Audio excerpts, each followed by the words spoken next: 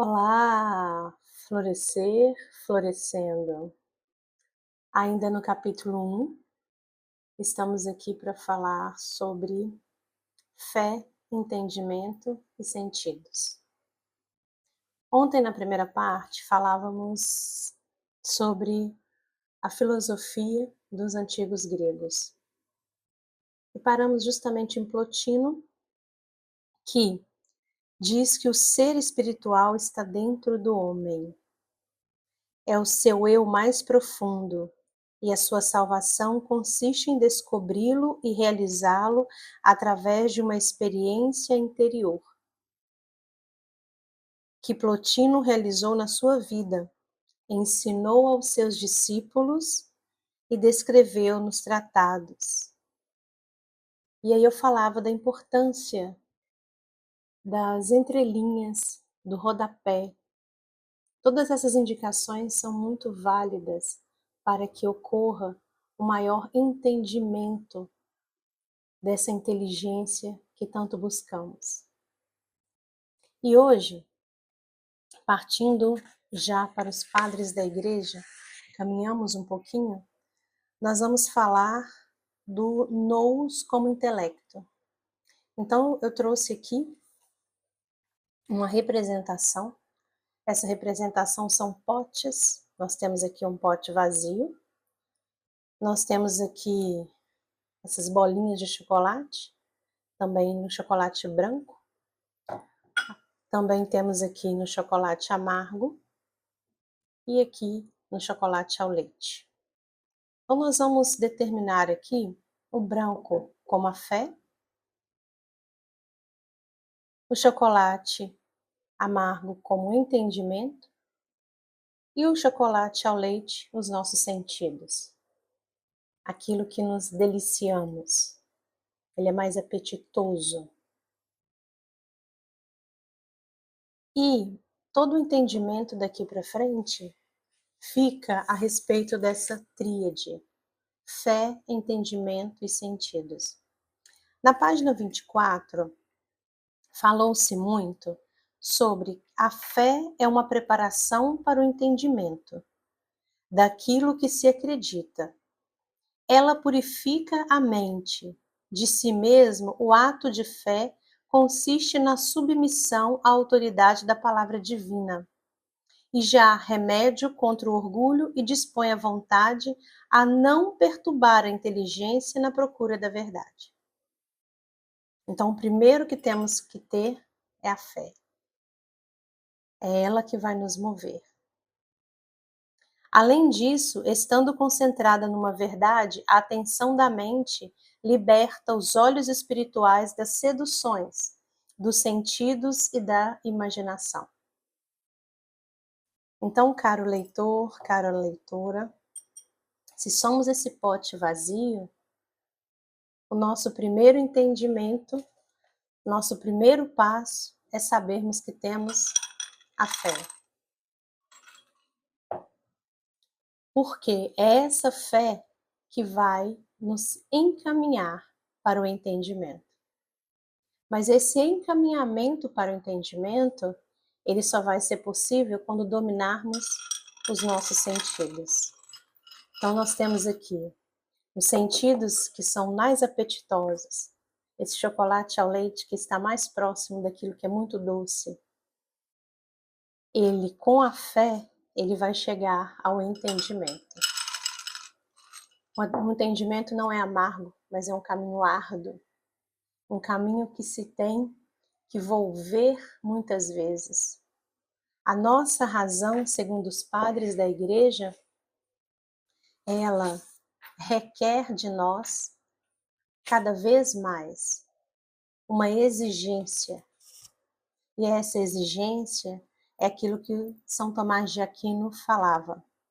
Página 25, Florescer, Florescendo. Sobre a influência dessa ênfase, afastou-se do coração e da intuição e aproximou-se das operações lógicas da razão. O entendimento é a razão. Tomás de Aquino igualou razão a intelecto e atribuiu o conhecimento perfeito da verdade inteligível somente aos anjos.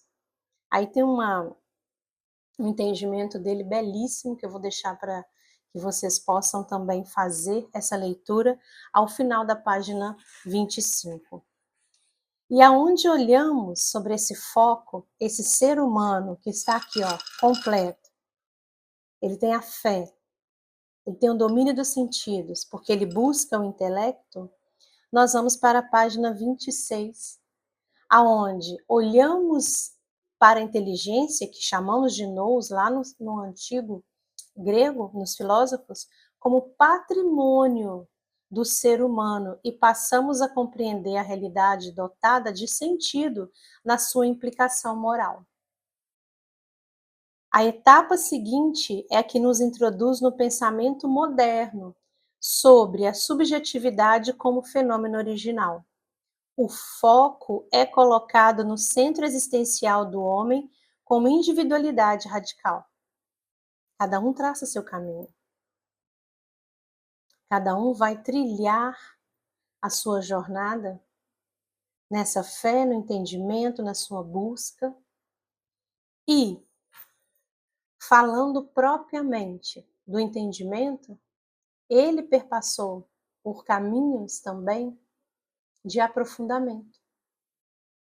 E aí, a partir da página 27, eu já vou falar de uma época mais próxima a nós, porque eu vou falar quando o homem quis medir esse entendimento, né, através de avaliações na França, onde eles queriam selecionar algumas classes, e aí surgiu o consciente irracional, que é o QI, como medir essa inteligência. Então, os testes, né, eles foram inspirados pelos exames criados pelo francês Alfred Binet, e aqui explica melhor tudo isso que aconteceu. Mas esses exames eram para seleção de uma inteligência racional. Não obstante a isso, tudo que veio para o século XX, em 1980, chegou-se a novas teorias. E essas novas teorias, falava-se que essa inteligência ela não poderia ser medida somente pelo seu conceito intelectual, mas que ela poderia ser dividida, segundo Gardner, por inteligências múltiplas.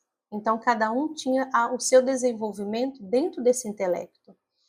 E já na página 28, ele explica, né, que nós temos a inteligência linguística, a inteligência lógico-matemática, a inteligência espacial, a inteligência musical, a inteligência corporal sinestésica, a inteligência interpessoal e a inteligência intrapessoal. Então, Gardner, ele deu um significado para aquilo que não era só intelecto, e também para aquilo que o despertar das pessoas poderiam ser de acordo com as suas habilidades. É importante notarmos que esse jardim, é preciso falar disso, né, embora seja uma parte bem pedagógica, mas é preciso se falar disso exatamente para entender de onde algumas diferenças acontecem. E hoje nós falamos muito da inteligência emocional. Falamos porque é o ego de muitos que se falam disso e vendem produtos através disso, e não se falam só como de forma errônea, se fala de forma muito correta, muito coerente. Mas nós temos aqui que o princípio inteligente e eterno que buscamos vai além desse princípio da inteligência emocional. Só ela não basta. Então, no decorrer, né, de tudo aquilo que foi acontecendo no século XX, da inteligência emocional, e hoje ainda é muito discutida, mais precisamente, né, nos nossos tempos atuais do século XXI, a inteligência artificial, mas tudo isso ainda não foi o bastante para esse homem, movido à sua fé, ao seu domínio de sentido, para o seu entendimento. Precisava-se de uma inteligência muito maior, uma inteligência a qual as respostas às suas perguntas viriam com mais exatidão. Foi aí que entra a inteligência espiritual. E já no final do capítulo 1, aqui nós vamos falar que a importância do entendimento para a ação da graça divina, como também do processo de deificação que falamos ontem, que é aquilo que é, se somos criatura, imagem e semelhança de Deus, nós passamos por um processo de deificação. Na jornada humana, terá uma relevância no próprio conceito de entendimento, ou seja, daquilo que você entende. E hoje aqui estamos falando de fé, entendimento e sentidos. Para entrarmos no capítulo 2, a partir de amanhã, a gente vai falar dessa ação da graça, a deificação. E por hoje, ficamos aqui, nesse ser que não é só de fé, nesse ser que não é só de sentidos, e nesse ser que não é só de entendimento. Esse ser que é movido por essa tríade. Vale muito a pena saber que aquilo que te move é exatamente as perguntas que se fazem por busca de respostas.